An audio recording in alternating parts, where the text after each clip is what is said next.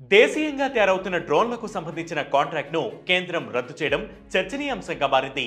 ఈ ఒప్పందం విలువ 230 కోట్లు. ఇందులో 200 మీడియం ఆల్టిట్యూడ్ డ్రోన్లు, 100 హెవీ వెయిట్ డ్రోన్లు, 100 లైట్ వెయిట్ డ్రోన్లు ఉన్నాయి.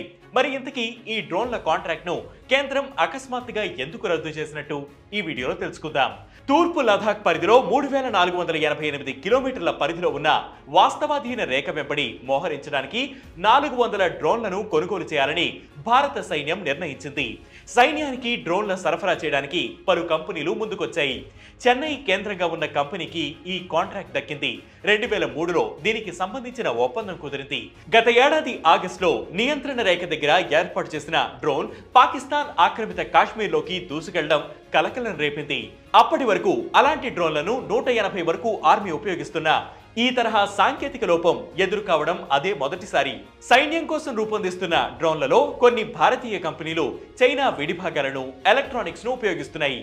ఇది సైబర్ సెక్యూరిటీకి సవాలుగా నిలుస్తోంది. డేటా సెక్యూరిటీ సమస్యల వల్ల ఆపరేషన్స్ విషయంలో రాజీ పడవలసిన సందర్భాలు ఎదురవుతున్నాయని ఆర్మీ అధికారులు గుర్తించారు. ఇలా ఆయా డ్రోన్లలో చైనా విడిభాగాలు ఉన్నట్టు తేలడంతో భారత ప్రభుత్వం ఈ విషయాన్ని తీవ్రంగా పరిగణించింది. 230 కోట్ల రూపాయల డ్రోన్ కాంట్రాక్ట్ ను రద్దు చేసుకోవాలని నిర్ణయించింది.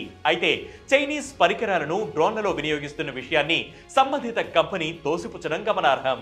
కాగా మన రక్షణ వ్యవస్థలో చైనా హార్డ్వేర్ గానీ సాఫ్ట్వేర్ గానీ ఉపయోగించడానికి వీల్లేదని director general of military intelligence గతంలో 2 సార్లు హెచ్చరికలు జారీ చేసింది. మన డ్రోన్లలో చైనా విడిభాగాలు వాడితే ఆ దేశం వాటిని యాక్సెస్ చేసే ప్రమాదం ఉందని, వాటి కదలికలను పసిగట్టవచ్చు లేదా నియంత్రించవచ్చని, అనుకున్న లక్ష్యాన్ని సాధించకుండా జామ్ చేయొచ్చని హెచ్చరించింది. ఈ నేపథ్యంలో ఇండస్ట్రీ బాడీస్ FICCI, CII సహా the associated chambers of commerce and industry of India అప్రమత్తంగా వ్యవహరించాలని డిపార్ట్మెంట్ డిఫెన్స్ ప్రొడక్షన్ ఆదేశాలు జారీ చేసింది. వారి పరిధిలోని కంపెనీలు రక్షణ వ్యవస్థకు ఉపయోగించే పరికరాల్లో చైనా పరికరాలు వాడకుండా చూడాలని సూచించింది.